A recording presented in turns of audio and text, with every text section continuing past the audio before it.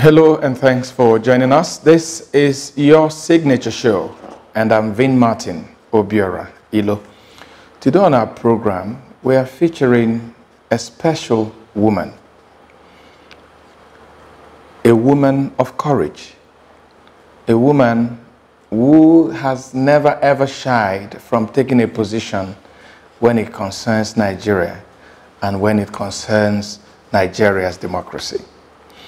My guest today is the president of Women Arise, President Center for Change, an award recipient of that global award instituted by the United States, International Women of Courage.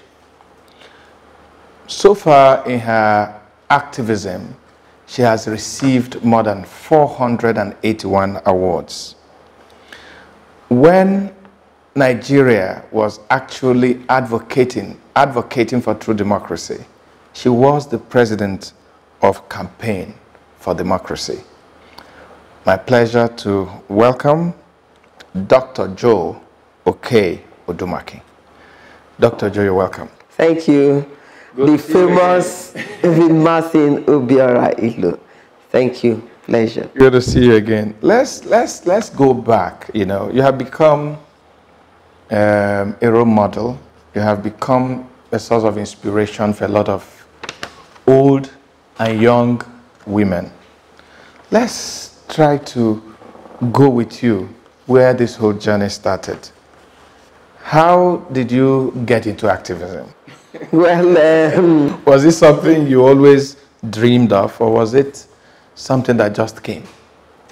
I think growing up, I wanted to be a nun married to Jesus because my parents were staunch Catholics. And when my father realized, shortly after my secondary school, I was 14 plus, my mom told my dad, because he was in the UK, he saw me filling the form. And then my dad called me, "You don't want to procreate. Young girl, I will disown you." And as a younger wife of my dad, because daddy's pet, I told Sister Thire and then Father Kerry, Reverend Father, said, "It's your earthly father. If the person that you should be bothered about if he disowns you is the one in heaven."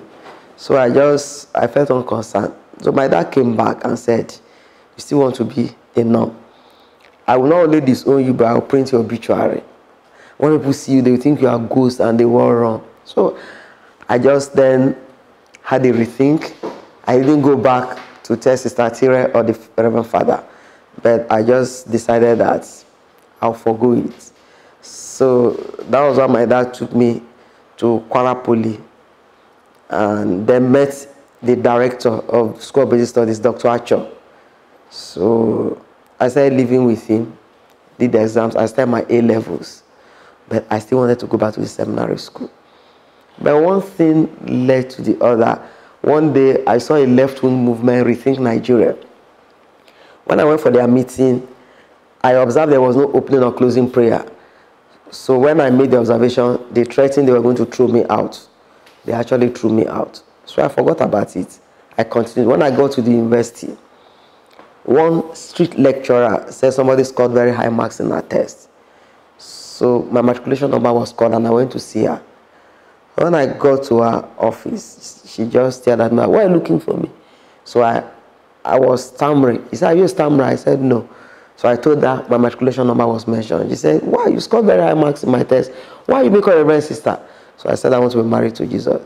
She then smiled, gave me one book to read, biography of Martin Luther King, and one quotation: "Our lives begin to end. The day will become silent about things that matter."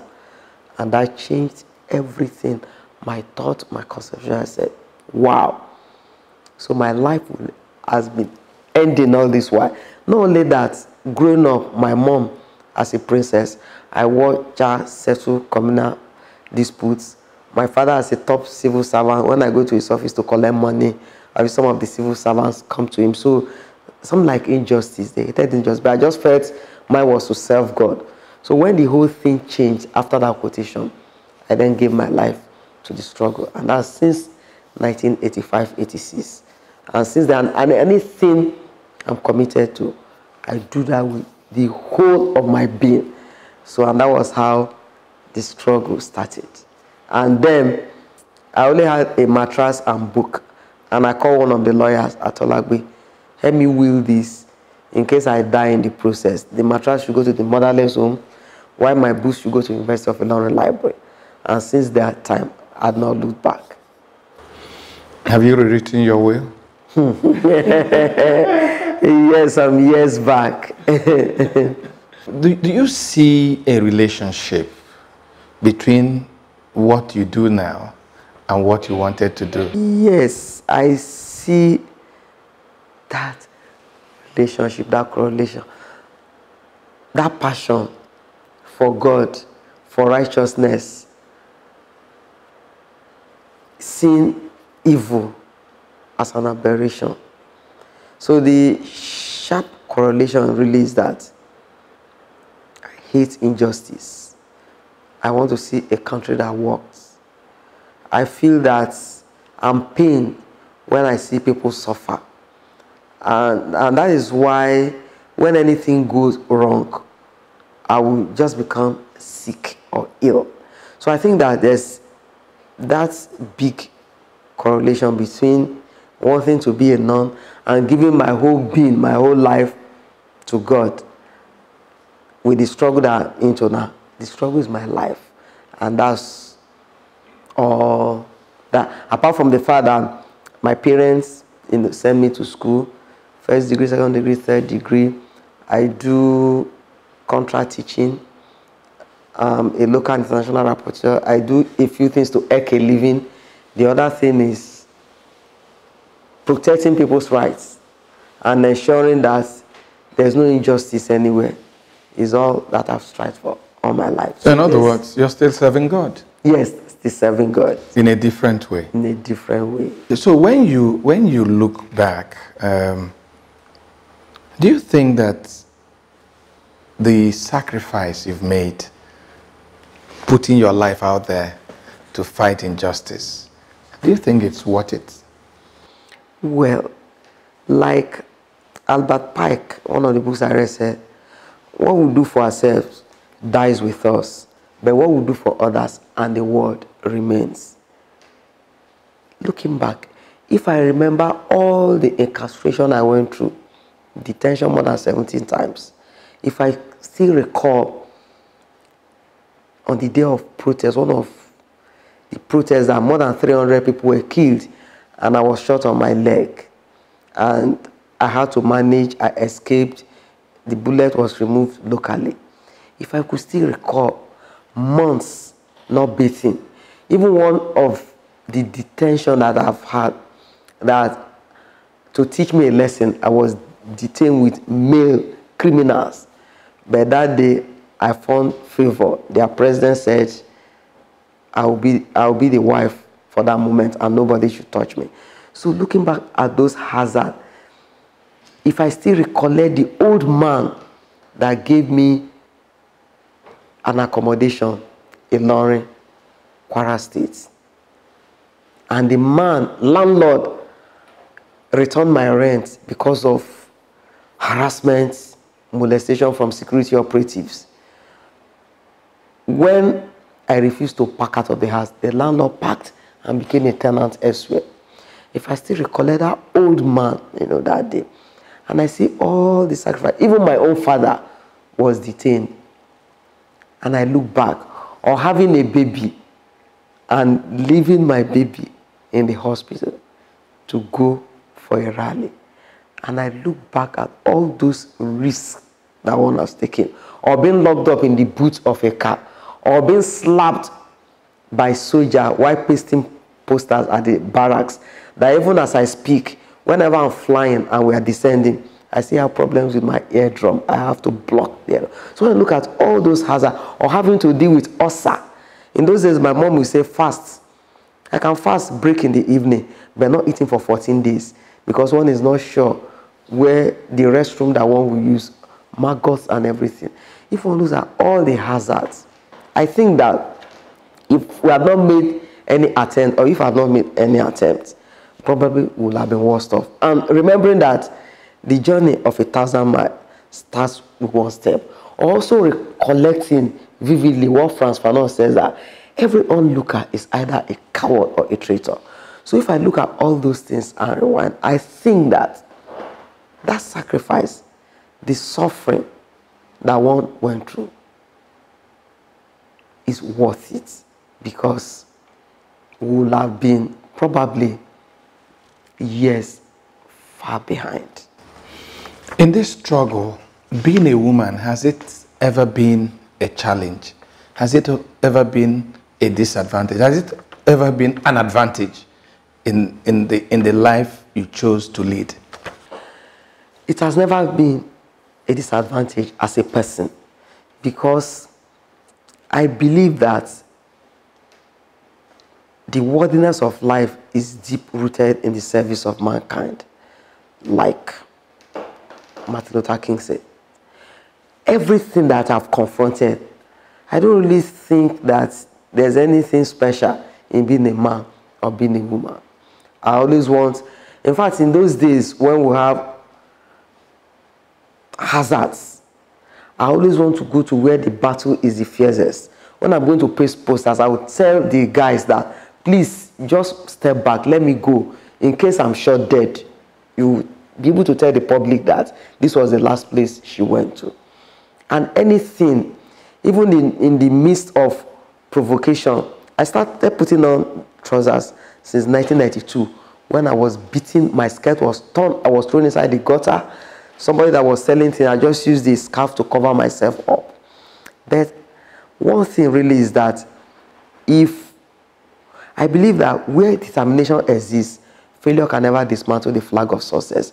So if one believes, if one has the passion, and that's why when I see women these days, I try to tell some of the women folk that it is when you give others the permission to talk down on you, to see you as a weaker sex, that is when they can override you. But when one believes, when one has the confidence, when one also has that conviction that one will always strive to be the best, it has never been a disadvantage. And that is where anywhere I find myself, in fact, I find myself as an activist, male-dominated. When you see the hazards, a lot of few female folks are there, they will not want to forge ahead. But I always want to see, because I always optimistic that there will be a light at the end of that tunnel. And so I'm not really afraid of dying, because I know it's God that gives life. It's God that can say. People who even go and hide during demonstration, you find out that they are the ones that bullet will hit. So really being a woman, a female, has never put me in any disadvantage area, because I have my value, I have the passion, and I firmly believe that whatever I want to do, there's no looking back. And that's success. And irrespective of the hazards that I face, I always want to forge ahead. Talking about women, do you think that the Nigerian woman, the African woman, has been appreciated for her contribution to development? Yes. Do you think they've been given the right opportunity to actually, use their talents to make, life better for the Nigerian, for the African? Yes, like few weeks ago we had International Women's Day. The theme, Press for Progress. And what gave rise to this theme? The World Economic Forum had a meeting, and then found out that, also made an assertion that in terms of gender parity, that we are 200 years back. If you look at Nigeria as an example, I tell our women folk, we must not continue to agonize. We must organize. And in organizing, what can we see? That, look at the National Assembly.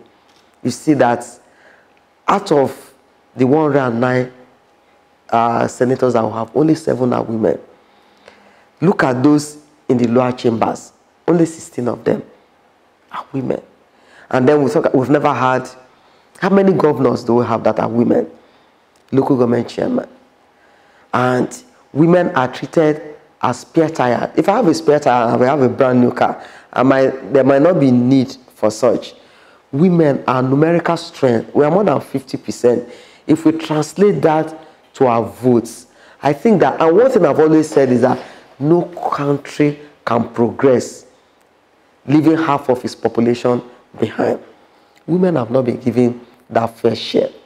But I want women to realize that they are the ones who can put their issues on the front burner. Let women I get so nauseated when I see women at political gatherings and they turn themselves to cheerleaders and they start clapping. They should not do that. Women are the ones who can put their issues on the front burner. Politics has been gravely monetized.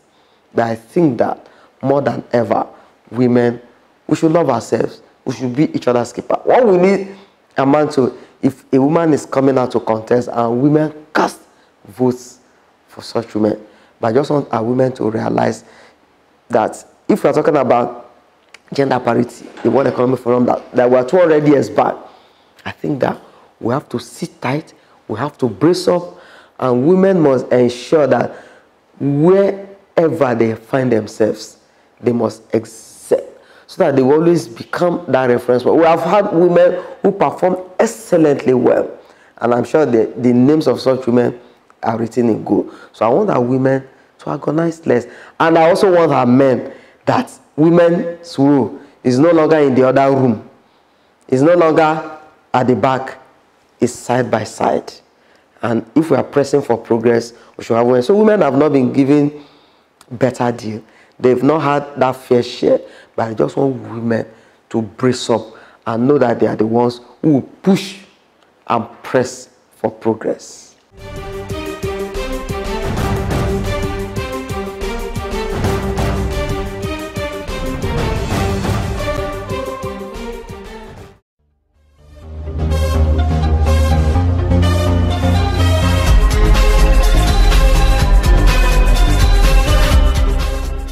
The people of Akpugeze in Oji River local government area of Enugu State have commended Governor Ifeanyi Ugwuanyi for what they said was his uncommon leadership qualities anchored on vision, humility, good governance, and respect for all, irrespective of political leanings. In an address read on their behalf by Professor Joshua Ume during the flag-off ceremony of Nkwoini, Akpugeze Road in Oji River local government area of Enugu State, which was among the 1.1 billion naira road projects recently awarded by the Enugu State government, the community expressed delight that after decades of abandonment, Governor Ugwuanyi's administration is embarking on this all-important road project. They recalled the sufferings of the community when the community was virtually cut off from the rest of the state on account of the bad road, a situation that impacted negatively on the development of the agrarian community. Welcoming the governor, chairman of Anbis Group, the company handling the project, Chief Anayo Onwebu, thanked the governor for the opportunity given them and promised they will deliver a world-class road. Chief Onwebu, who is also an indigene of Akpugeze, said with the construction of the road, Governor Ugwuanyi will not need to campaign for re-election in the area. We don't want to talk about the politics of 2019. God has sanctioned that. Your Excellency, you can see for yourself. Oji! Oji! Akpugeze! There is no need coming for campaign. The election for 2019 is already conducted and the votes are kept. Also speaking at the event, an APC chieftain, Chief Gbazuago Nweke Gbazuago, said Governor Ugwuanyi has brought happiness to every family in Enugu State, irrespective of political leanings or class. He told the crowd that the main reason for him to be in politics was to fight for the well-being of the people. If there is one reason I'm in politics, this is the road. If there is one reason I'm desperate to be in politics, and I'm desperate to do political fight, this is the road.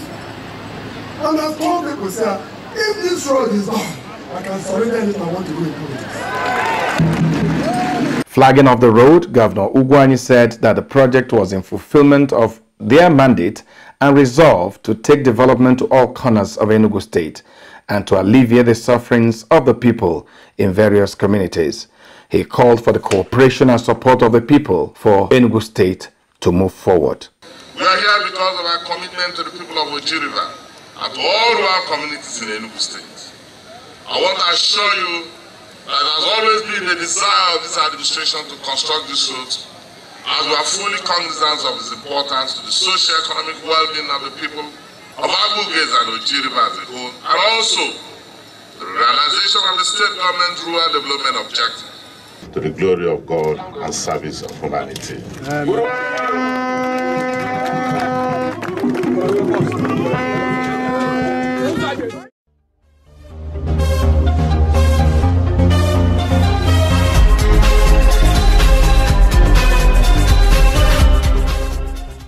Why do you think that women continue to be spare tires?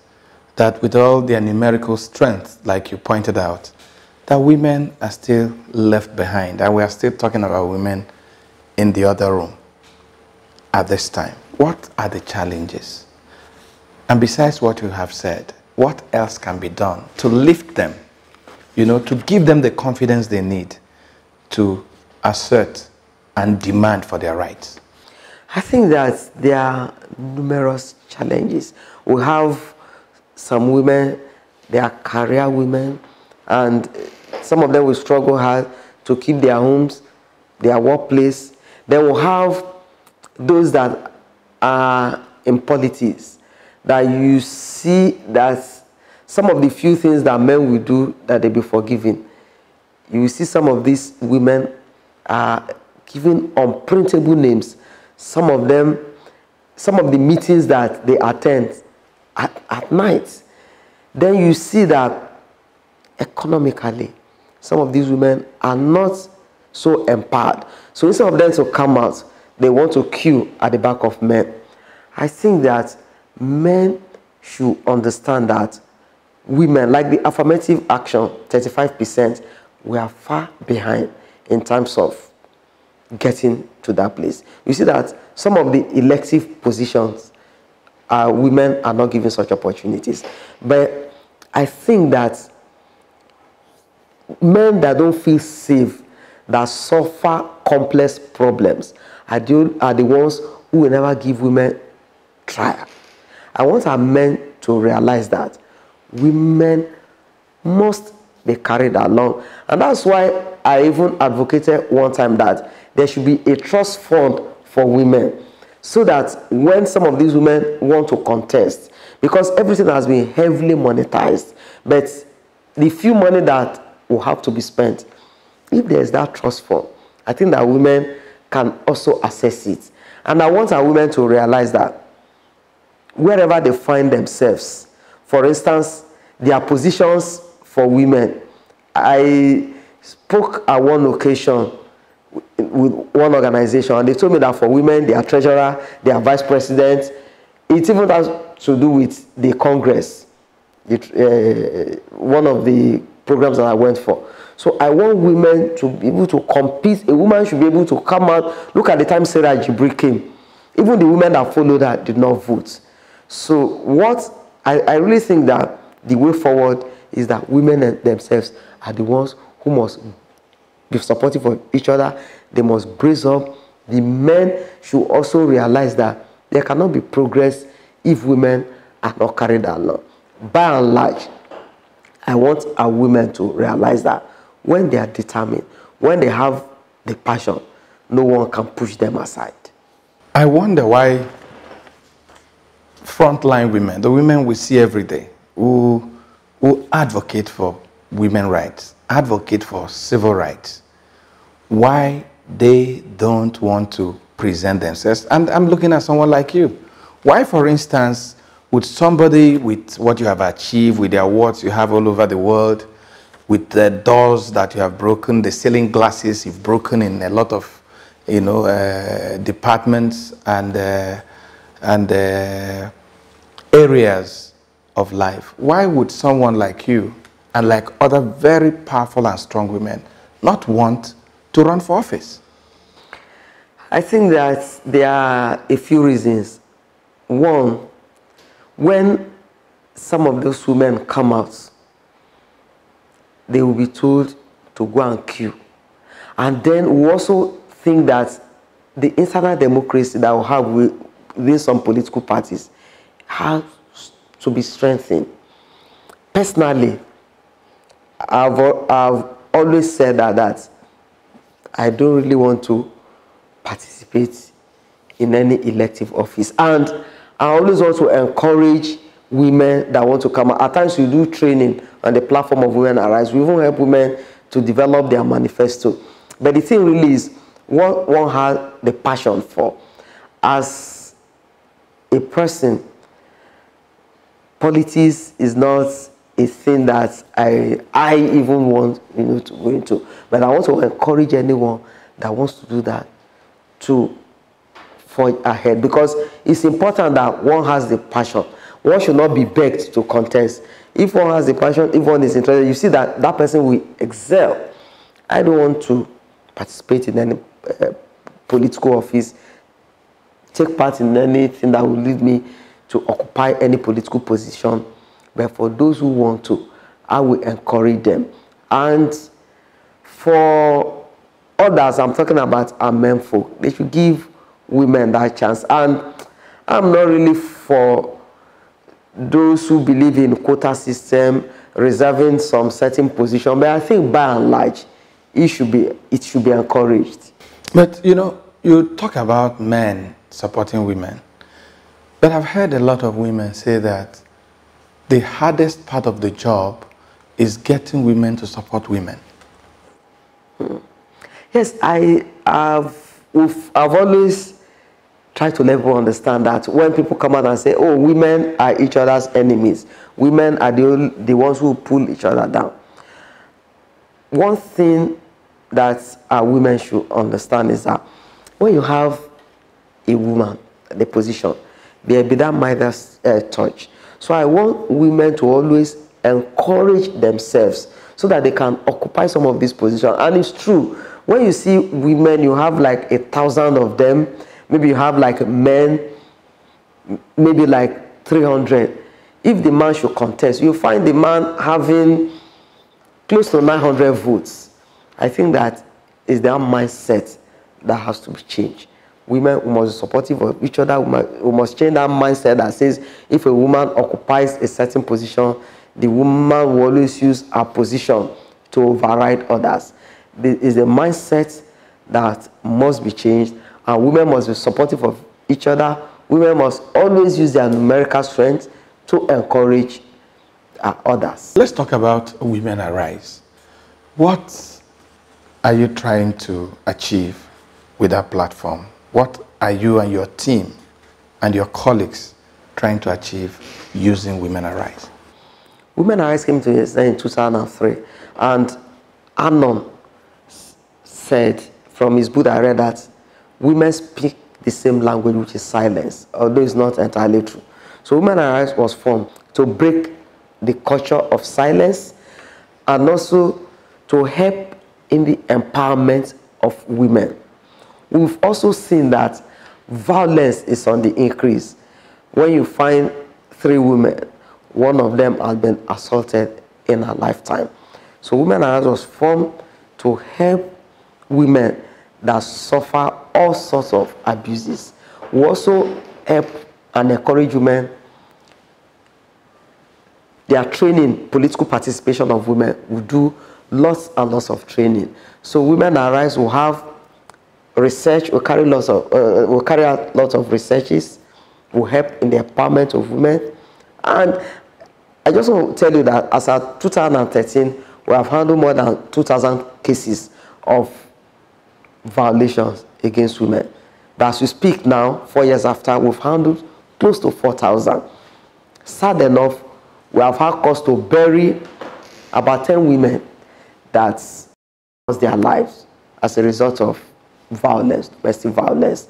And I want to tell you that out of 4,000 cases that we've handled, only about 30-something men have come to report that their wives are beating them. So you see the percentage, and unfortunately, sad enough, about 5 men have been killed by their wives. But the thing about Women Arise is that anyone who believes in gender parity, women empowerment, political participation, is also a member of Women Arise. So we have men and women, and that's why we have on our board, we have men like Professor Wole Soyinka, we have Professor Patu Tomi, Dr. Tunde Bakare, and we have women like Mrs. Rason Kuti, Mrs. Fawe and me, Dr. Piso Biajulu, myself as board members. So those are Women Arise. We've done lots and lots of, we've made lots and lots of intervention. We carry out awareness. We have ambassadors that we have to name so that when people see them in the Nollywood field, within other professions, they are the ones that will present as ambassadors. We'll take a break. When we return, we would look at the activism of Dr. Joe Oke-Odumakin. Don't go away. Solidarity forever. Solidarity forever. Solidarity forever. We shall always fight for our girls. Solidarity forever. Solidarity forever. Solidarity forever. We shall always fight for our girls. Solidarity forever. Glad to know you're still with us. This is the Signature Show. And our guest is Dr. Joe Oke-Odumakin. You know, for a lot of Nigerians, that name, Dr. Joe Odumakin, became synonymous with the struggle for democracy in the 90s. How did you get involved in that? Military rule was an aberration. And like I said, that our lives begin to end, you really become silent about things that matter. And then this Martin Luther King says that in the end, we now remember the words of the wicked, but the silence of our friends. When I got involved, found out that military rule was in vogue. And we had a common enemy, and that was the military. And sending the military back to the barracks was our main aim. Also considering all the hazards.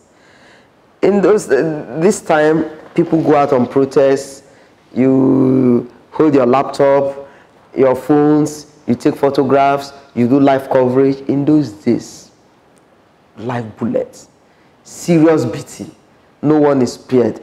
You see people drop dead left and right because we had no constitution. The constitution was suspended. We were run by decree. So people knew the hazards of such.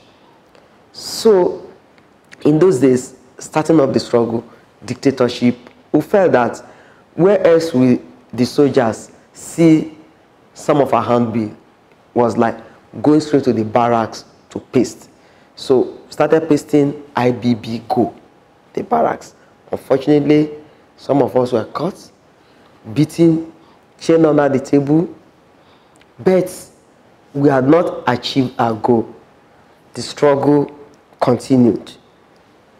At the end, we had the introduction of political parties. But that did not stop. We wanted, when I said the struggle is my life, and I said I will not give up until we have true democracy. So we continued with dictatorship. After that, we had Abacha, and people became scared stiff. And that's why one thing people always make reference to the fact is that where the war civilian rule is better than the military dictatorship. So military dictatorship, anything is run by decree. People can be killed, people can get missing, rights and privileges, you know, not there. So our fight to get the military out of barracks, you know, back to the barracks, continued. And after that, we had the election, which was annulled, the first, fairest, and the most peaceful election. And we just felt that we're not yet there. It's not yet Uhuru. We will continue to fight and insist that we must have civil rule in place. A lot of people paid the supreme price, and their blood has helped in watering the tree of democracy. But would they have just died in vain? Did they die in vain? Sharp comparison with what we had during the military dictatorship and then what we have during the civil rule now. Like I said, that in those days we had a common enemy. Now, some people have gone into politics. Some will say, let's give peace a chance. Okay, let's try this if it will work. But one thing is certain, that the journey of 1,000 miles starts with one step. And when we fight and we go back to where we are coming from, it's just like the barber's chair. You keep going round and round. But one has not been deterred, neither is one discouraged. But one thing is certain, that at the end, the Nigerian people will know those who have contributed in ensuring that we have true democracy, and those who betrayed the struggle, those who were fighting for a cause, and in the morning they fight, at night they go and meet those who are who they are fighting, because there were some who were even hobnobbing with the dictators. And at the end, anybody that rides at the back of the tiger will surely end up in the tiger's stomach. So I think that reviewing the whole thing is worth it. There might have been some mistakes, for instance, fighting the military, and then at the end, when they retreat to the barracks, there will be no one to take over power. Some of the people who have fought are the ones who will be there to take over this power. But those are lessons, because if you don't learn from history, sad enough, history will always repeat itself. But there are some lessons that we've learned that will help a long way in cushioning some of these effects of dictatorship. I still want to talk more about the fight for democracy and then the democracy we have today. Part of why people wanted the military to leave was because of corruption. Part of why they wanted them to leave was because you had this kind of governance where people had their relations, their classmates, and all that. But today we see those things happening. There's still endemic corruption in Nigeria. You still have people get into position not because of merit, but because of who they know. You have people taking decisions, not because it's a decision that will help in the development of the country, but it's because a decision that is influenced by those that are close to them. And a lot of Nigerians are saying, does it mean we have not learned anything? Does it mean that those lives you talked about that were lost, that they were just lost for nothing? And they're asking, does it mean that the activists have gone to sleep? Because somehow we think that we've made some progress. Yes, what the assertion that you made is true. I remember during the Zogu time, we were talking about 10%ers, why the coup. And in those days, corruption there, that the reason why we had the suspension of the constitution was because of corruption. Sad enough, Nigeria is still bleeding under the heavy weight of corruption. And that is why we said, if we do not kill corruption, corruption will kill us. Corruption has become so cancerous. And then those who have bled the country white are still part of those that will have some of them within the corridors of power. Yes, we have talked about the fact that the best and the brightest would always have them in power. And we still see that as we speak. Tribalism, nepotism is on the increase. And that is why Nigeria is sharply divided. But the real thing, the lesson that we'll have to learn is that the fight against corruption, Nigerian people must own that fight against corruption. If we own that fight, we see that corruption really is not only stealing in high places. You see people, I ought to be in my office, one phone call, I'll get a paper from a doctor that I cannot come to the office because of ill health. That's just one example. In schools, people cheat. There are even parents who, in those days, will get someone to write a JAMB for their awards, who want their children to pass at all costs. So we see cheating and several other things. So this corruption, we all have to fight it together. We have to own it together. And the institution that is fighting this corruption must also be empowered. Again, Nigerians, those in government, must demonstrate that political will. And in demonstration of political will, they must ensure that they get the best and the brightest.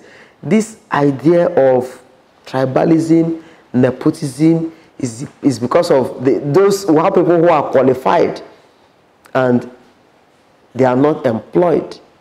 So all these will have to change, because that's also corruption. By and large, Nigeria people are the ones who must show that leeway, and then government should also create an enabling environment. If there's an enabling environment, I'm sure that some of these things we talk about unemployment. People go to university, they come out, there's no job, insecurity, a lot of things make some of our people desperate, although it's not excusable for some of this corrupt enrichment. And also in the fight, I want to encourage all of us that we must not be partial. It has to be done, it has to be confronted in a transparent way, so that at the end, we can forge ahead as a nation. Do you think that this government, the APC government, that came with change, that they're sincerely doing their best to fight corruption? I think that one of the cardinal objectives of APC government, the fight against corruption. And I have also come to realize that we've talked about activists, they want to criticize, they don't want to be part of, we offer constructive criticism, and then joining in the fight against corruption. That's from my own background, is encouraging the government that as much as possible, the institution, the EFCC, the ICPC, there must never be interference. They must be empowered. And I think that by and large, that institution has tried, but a lot more needs to be done. And I also want to encourage the government, that the government must give that institution free hand to operate. Because I know that the scorecard, no matter what it is now, very soon, election will come. And the Nigerian people, in those days, there's nothing like whitewashing and brainwashing. For what each and everyone has done, the scorecard will be there. So when people come back to ask for votes, our people will look back to see. I just want to encourage the government that there is still time, although 3 years is almost here, there's still time for this government to do a lot more so that the fight against corruption will be inclusive. It's not going to be something that will be done because somebody belongs to a particular political party. So it's a thing that should be fought and confronted frontally. The institution must be encouraged. Nigerians themselves must see that that enabling environment is not that when Transparency International brings out a report that we will continue to fight. But I really think that I want the current leadership of the EFCC has brought a lot of stakeholders to assist and also help to give a clearer roadmap. And that is part of what we are doing. What needs to be done the more is let these people be strengthened and let Nigerian people at the end have the scorecard and see if the government has performed up to expectation. We take another break. When we return, we talk about the in thing today, restructuring. Don't go away.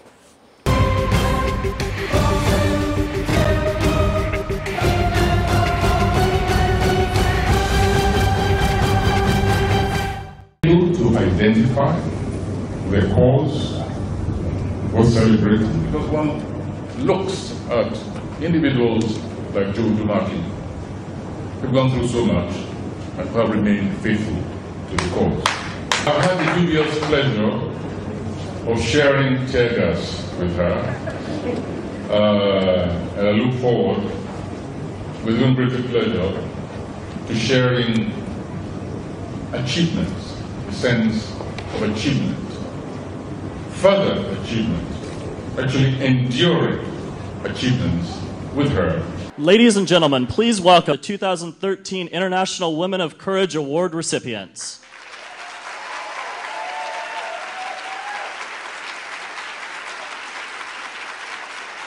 Welcome to the U.S. Department of State for the 7th annual celebration of the Secretary of State's International Women of Courage Awards. During the past 20 years in Nigeria, Dr. Josephine Odumakin has handled more than 2,000 cases of government security agencies violating women's rights. These cases include everything from negligence to assault and killings. As the president of the Campaign for Democracy, she has personally led almost every protest, march, lecture, and workshop to encourage the rule of law and democracy in Nigeria. She has been arrested or detained 17 times, but she has never stopped crusading for the rights of the Nigerian people. For exceptional courage, strength, and leadership in tirelessly advocating for human rights, social justice, and women's equality and advancement in Nigeria, Dr. Josephine Odumakin is a woman of courage.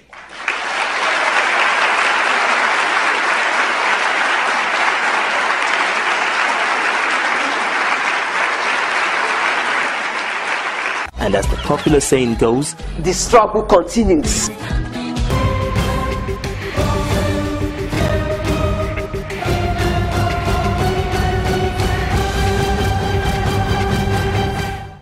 It's still the signature show. I am Vin Martin Obiora Ilo, and my guest today is Dr. Joe Odumakin, President, Women Arise. Well, in Nigeria today, we have so much going on. The headsmen are here, Boko Haram, kidnap of schoolgirls. We've had the Dapchi. We still have some outstanding number of students in Chibok. In Dapchi today, we don't know what has happened to about 9 of those kids. And it has brought back the debate about what system of government should prevail. Some people call it restructuring. APC calls it true federalism. Where do you stand in this controversy? Well, I firmly believe in restructuring. I remember the last national conference, 2014, we sat down and then they had piles and piles of reports. It's going to be colossal waste of resources if we keep having conferences and conferences and then it gathers dust. We will see that the 2014 national conference provided lots of solutions in terms of devolution of powers, in terms of even what, if we're talking about true federalism. We will see that the country is becoming more and more polarized. The duty of the government is enshrined in our constitution. The government must secure lives and then properties, also protect the populace. But we'll see that, sad enough, what happened almost close to 4 years, the Chibok girls, what have we learned? If we had learned our lesson, there wouldn't have been a Dapchi. And that part of the country where education is not even encouraged. So discouraging these young girls from going to school. Few weeks ago, we had Dapchi.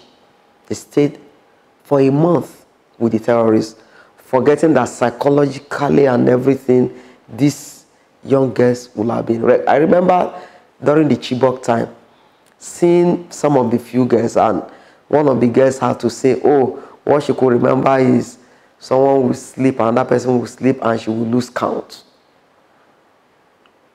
What will these girls, grow up to be? Look at what is happening between herdsmen. And that's why I opposed cattle colony. There's nothing, we have people dealing in fisheries, we have all sorts of trade. So why should, I believe in ranching.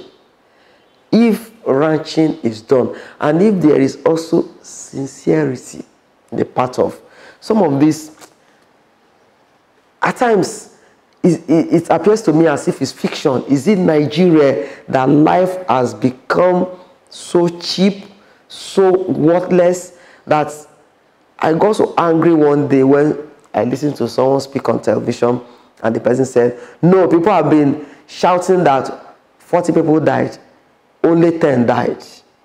One life should matter, no matter what. And that is why I think that we must not fail all our girls in captivity, our fathers, our mothers. Things must be done in the right way. And those who play around religion must never divide us. Nigeria is a secular country. And that's why I also feel that Leah, that is yet to come back, should be reunited. Our military should be equipped. And then the terrorists too should know that wherever they are, that they were also born by women. And they should let these girls go. Let them be reunited. But more importantly, if we take 10 steps forward and take 30 back, it's not going to pay us. I think once and for those who have the phobia for restructuring, think that it's going to break the country. No. Nigeria needs to restructure. If we restructure, then all these problems confronting us will be solved. And when it is solved, there will be no need for us to go back. And anyone, all these people talking about seceding, and they think that they don't have fair deal, better share in this country called Nigeria. If a child that was born in 1960, that person will have grown up, will have become a man. So I think that we must call a spade, and not until we restructure.